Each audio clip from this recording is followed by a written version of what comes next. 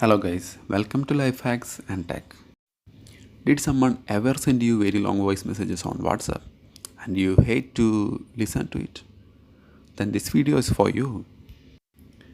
Before we go into the video, if you are new to my channel, please hit the subscribe button and the bell icon. WhatsApp Beta Info is the one who reported this cool feature for the first time. As I mentioned, this feature is not yet available for the users, but soon it's going to be available for the Apple users.